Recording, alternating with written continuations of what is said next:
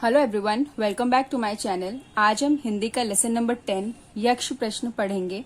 इस पार्ट में महाभारत की कहानी का वर्णन किया गया है कि जब जो पांडव थे 12 वर्ष के वनवास के लिए जंगल में घूम रहे थे, तब उनको प्यास लगती है तो अपने भाइयों को भेजते हैं पानी के लिए कि जाओ देख के आओ, कहीं आसपास कोई तालाब हो तो हम उससे पानी ले लेंगे। तो एक एक करके सारे भाई जाते हैं और वहां पे बेहोश होते चले जाते हैं। तो लास्ट में युधिष्ठिर वहां पे जाते हैं, जो उनके सबसे बड़े भाई होते हैं। तो जब वहां जो पहुंचते हैं तो उनको पता चलता है कि सारे के सारे बेहोश हैं। तो यक्ष की आवाज वहां पे आती है, वो उनको बताता है कि क्या क्या हुआ यहाँ पर। और जो यक्ष होते हैं वो उनसे कुछ प्रश्न पूछते हैं, जिसका वो सही उत्तर देते हैं और वो उससे खुश हो जाते हैं, सारे भाइयों को जीवित कर देते हैं। तो इसके बारे में हम डिटेल में पढ़ेंगे कि कौन कौन से प्रश्न वो उनसे पूछते हैं और क्यों उनके भाई बेहोश हो गए, उन्होंने ऐसी क्या गलती करी थी जिसकी वजह से वो बेहोश हो गए और बाद में युधिष्ठिर के द्वारा उनको जीवित किया गया। तो चलिए इस लेसन को हम पढ़ते हैं। इस पाठ के कुछ अभ्यास के लिए शब्द दिए गए हैं। अवधि, सुंदर, स्वच्छ, यक्ष, स्वामी, आश्चर्यचकित, जीवित, तीव्र, प्रिय, संतुष्ट, पूर्ण जीवित, युधिष्ठिर, विपत्ति। पांडव 12 वर्ष की वनवास अवधि में घूम रहे थे। घूमते घूमते वह थक गए, प्यास से उनके कंठ सूखने लगे। जब युधिष्ठिर ने पानी की तलाश के लिए नकुल को बोला, युधिष्ठिर, नकुल तुम जाकर पता करो कि क्या आसपास कोई जलाशय है। जलाशय मतलब तालाब। वो नकुल को उन्होंने भेजा और बोला कि जाओ पता करके आओ, कोई आसपास तालाब है तो। नकुल, ठीक है, मैं पता करके आता हूँ। नकुल, कितना सुंदर सरोवर है और कितना स्वच्छ जल है, चलो पहले थोड़ा पानी ही पी लूं। तो नकुल को वहां पे सरोवर मिल जाता है। वो पहले अपनी प्यास बुझाने के लिए जैसे ही पानी के पास जाते हैं, नकुल जैसे ही पानी पीने के लिए झुके और सरोवर के स्वामी यक्ष की आवाज गूंज उठी। यक्ष, ठहरो ठहरो, ये मेरा सरोवर है, पहले मेरे प्रश्नों के उत्तर दो, तभी तुम यहाँ का पानी पी सकते हो। नकुल यक्ष की बात अनसुनी कर पानी पी लेता है और वहीं अचेत होकर गिर पड़ता है। अचेत मतलब बेहोश। युधिष्ठिर, सहदेव तुम जाके पता करो नकुल कहाँ खो गया, अब तक तो वापस आ जाना चाहिए था उसे। तो युधिष्ठिर को चिंता होने लगती है कि नकुल काफी देर हो गई उसे गए हुए पानी की तलाश में। तो अपने छोटे दूसरे भाई को भेजता है, सहदेव को, कि जाओ पता करके आओ। सहदेव, नकुल तुम यहाँ क्यों सोए हो? अच्छा, पहले मैं अपनी प्यास तो बुझा लूं। तो सहदेव भी वहां आता है और देखता है कि वो तो वहां पे सो रहा है, तो वो सोचता है पहले मैं अपनी प्यास बुझा लेता हूँ। सहदेव भी यश की चेतावनी पर ध्यान नहीं देता और अचेत होकर गिर पड़ता है। सहदेव के बाद भीम और भीम के बाद अर्जुन सरोवर के निकट आते हैं और यश की चेतावनी पर ध्यान न देकर पानी पीकर अचेत हो जाते हैं। तो धीरे धीरे सभी उसके बाकी जितने भी भाई थे वो धीरे धीरे वहां पे आते हैं और देखते हैं, पानी पीते हैं और वहीं पे बेहोश होकर गिर जाते हैं। युधिष्ठिर, ये क्या, अर्जुन भी नहीं लौटा? अब तो मुझे ही पता करना होगा। हे प्रभु, कहीं मेरे भाई किसी विपत्ति में ना फंस गए हों। अरे, मेरे चारों भाई अचेत क्यों पड़े हैं? यक्ष, मैं बताता हूँ, तुम्हारे भाई ने मेरी बात नहीं मानी और मेरे प्रश्नों के उत्तर बिना ही पानी पी लिया। यक्ष ने कहा। युधिष्ठिर, ऐसा है तो आप प्रश्न पूछिए, मैं उत्तर दिए बिना जल नहीं पीऊंगा। यक्ष, मेरा पहला प्रश्न है, दुनिया का सबसे बड़ा आश्चर्य क्या है? युधिष्ठिर, सबसे बड़ा आश्चर्य यह है कि हम हजारों को मरते देखते हैं, फिर भी जीवित व्यक्ति सोचता है कि वह कभी नहीं मरेगा। तो यक्ष उससे प्रश्न पूछता है कि सबसे बड़ा दुनिया का आश्चर्य क्या है, लोग क्यों हैरान होते हैं सबसे ज्यादा? तो वो उत्तर देता है कि लोग ये देख के हैरान होते हैं कि लोग मर रहे हैं। मुझे ये देख के हैरानी होती है लोगों को कि सब लोग मरते हुए लोगों को देखते हैं, हजारों की संख्या में लोग रोज मरते हैं और लोग उनको देखते हैं, पर वो अपने बारे में ये सोचते हैं कि वो कभी नहीं मरेगा। यक्ष, यश प्राप्त करने का एकमात्र उपाय क्या है? युधिष्ठिर, दान। तो वो उसे पूछता है, यश प्राप्त करना है अगर, तो उसके लिए हमें सबसे अच्छा उपाय क्या है, क्या करना चाहिए? तो वो बताता है सबसे अच्छा उपाय है दान दो, दान देना चाहिए हमें। यक्ष, वायु से भी तीव्र गति से कौन चलता है? युधिष्ठिर, मन। वो पूछता है, वायु से भी तेज कौन चलता है? अगर जो हवा भी चलती है तो उसको भी समय लगता है एक जगह से दूसरी जगह तक पहुंचने में, पर हमारा जो मन है, हमारे अंदर की जो मन है, कल्पनाएं हैं जो हमारी, वो तुरंत 1 सेकेंड में बिना किसी देरी के आपको एक जगह से दूसरी जगह पहुंचा सकती है। यक्ष, मनुष्य का साथ कौन देता है? युधिष्ठिर, धैर्य। वो उससे पूछता है कि मनुष्य का हर समय कौन साथ देता है? वो बोलता है धैर्य। धैर्य जो है, जो धैर्य मतलब पेशेंस, आपको हर चीज के लिए पेशेंस रखना है। ऐसा नहीं है कि आपने तुरंत कोई काम किया और आपको तुरंत उसका फल मिल गया, या आपने किसी की मदद करी, उसका फल आपको तुरंत मिल गया, ऐसा नहीं होता। यदि हम खाना भी बनाते हैं तो उसमें भी समय लगता है, सब्जी काटते हैं, बनाते हैं, तब जाके वो पक के हमारे सामने आती है, तब हमारा भूख मिटती है। तो उसके लिए भी हमें धैर्य चाहिए। वही पेशेंस ही है जो हमेशा हमारा साथ देता है। उसके अलावा ऐसी कोई चीज नहीं है कि जो मनुष्य के हर समय साथ रहे। यक्ष, किसके क्या त्याग करने से मनुष्य प्रिय बन जाता है? युधिष्ठिर, अहंकार को त्याग करने से मनुष्य प्रिय बन जाता है। कहते हैं अगर जो आपको किसी का प्रिय बनना है, प्यारा बनना है, तो आपको उसके लिए अहंकार त्यागना पड़ेगा। अहंकार मतलब घमंड। आपको किसी भी चीज का घमंड हो तो आप उससे किसी का प्रिय नहीं बन सकते। चाहे वो पैसे का घमंड हो, चाहे वो सुंदरता का घमंड हो, चाहे वो धन दौलत का, अपने घर का, किसी भी चीज का घमंड हो सकता है। या ऐसा भी नहीं होना चाहिए कि आप बहुत अच्छे मार्क्स लाते हो तो आप घमंड करें और अपनी जो पढ़ाई है, शिक्षा है, आप किसी को बांटे नहीं, तो वो भी गलत है। कई बार बच्चे ऐसे सोचते हैं कि हमें ये चीज आती है, पर हम उसको बता देंगे तो उसके ज्यादा मार्क्स आ जाएंगे और मेरे नहीं आ पाएंगे, पर ऐसा नहीं है। आप जितना भी ज्ञान बांटोगे, आपका वो ज्ञान बांटने से आपका वो बढ़ेगा, घटेगा नहीं। तो इसीलिए बोला गया है कि अहंकार को त्याग करना चाहिए। अहंकार का हमेशा हमें त्याग करना चाहिए, तभी आप किसी के प्रिय बन सकते हो। यक्ष, किस चीज को के खोने का दुख नहीं होता? क्रोध। युधिष्ठिर जवाब देते हैं, क्रोध को यदि हम खो दें तो हमें उसका दुख नहीं होता। आपका कोई भी सामान गुम हो जाए, पेंसिल, रबर, छोटे बच्चों की थोड़ी सी रबर भी गुम हो जाती है तो उनको बहुत अफसोस हो जाता है। बड़ों का कोई भी कीमती वस्तु कुछ खो जाए, किसी की बाइक चोरी हो जाए, कुछ भी हो जाए तो हमें बहुत दुख होता है। पर सिर्फ ऐसी चीज है क्रोध, जो आपके अगर अंदर से चला गया तो आप उसका कभी गम नहीं करोगे कि वो क्यों गया, क्योंकि क्रोध के जाने के बाद आपका शरीर जो होता है बहुत ही अच्छा रिलैक्स हो जाता है और हमें उसका त्याग करना चाहिए। क्रोध को आप कभी भी महसूस करके देखिए कि जब आपको गुस्सा आ रहा हो, उसके बाद जब आपका गुस्सा शांत होता है तो आप अपने आप को बहुत अच्छा महसूस करेंगे। तो क्रोध को हमेशा उसका त्याग करना चाहिए।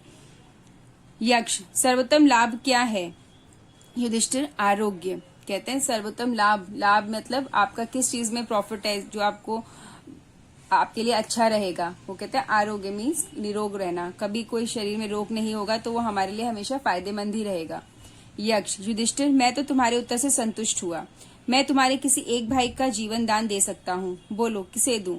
तो यक्ष उसके प्रश्नों के उत्तर से संतुष्ट हो जाते हैं और बोलते हैं कि मैं परंतु एक ही भाई का जीवन दान दे सकता हूँ। अब तुम बताओ तुम्हें किसका चाहिए? युधिष्ठिर, नकुल को। यक्ष, नकुल को ही क्यों?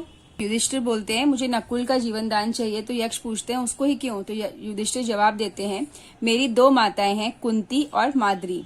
मैं कुंती का पुत्र जीवित हूँ, इसीलिए चाहता हूँ कि माद्री माता का भी एक पुत्र जीवित रहे। तो वो उनको जवाब दे देते हैं। युधिष्ठिर कहते हैं कि क्योंकि मैं कुंती का पुत्र हूँ तो मैं चाहता हूँ कि माद्री माता जो है उनका भी एक पुत्र जीवित रहना चाहिए, तो इसीलिए मैं नकुल को मांगता हूँ कि उसको जीवित कर दीजिए। यक्ष, मैं तो तुम्हारी उदारता, ज्ञान और न्याय की प्रशंसा करता हूँ। तुम सचमुच धर्मराज हो।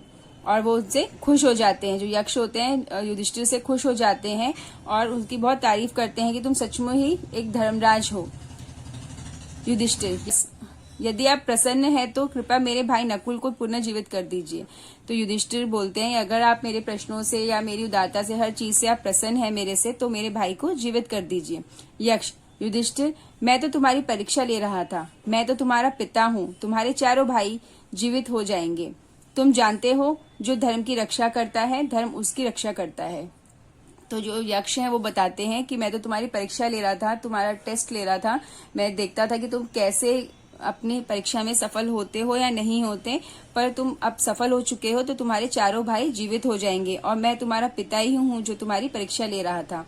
और उनसे बोलते हैं कि जो धर्म की रक्षा करता है, धर्म की रक्षा मतलब जो अपना कर्तव्य का पालन करता है, तो धर्म उसकी रक्षा करता है।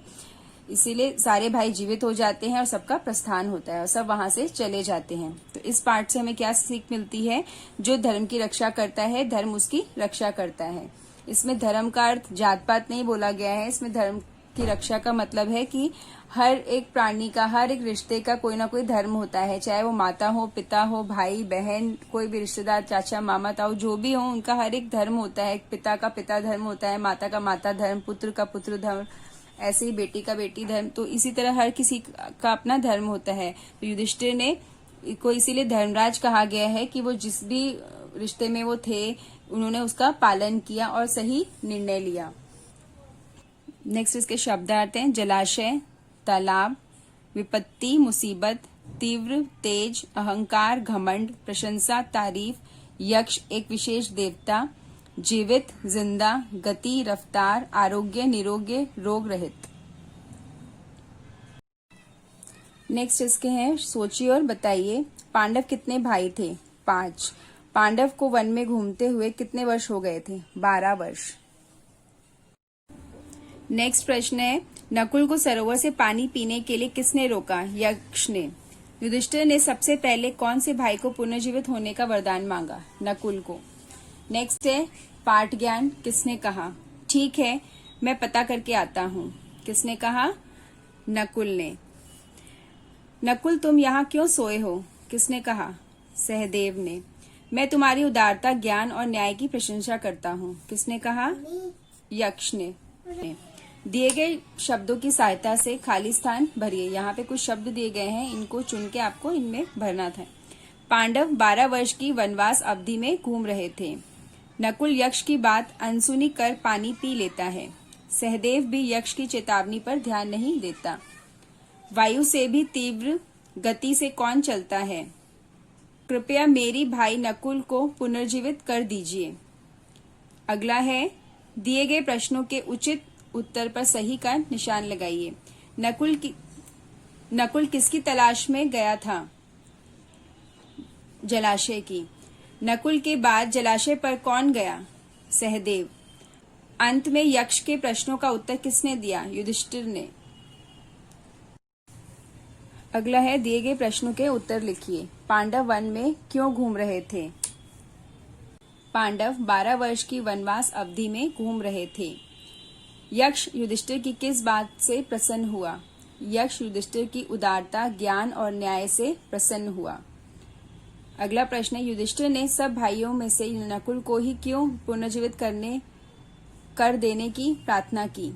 युधिष्ठिर चाहता था कि उसकी दोनों माताओं के एक एक पुत्र जीवित रहें।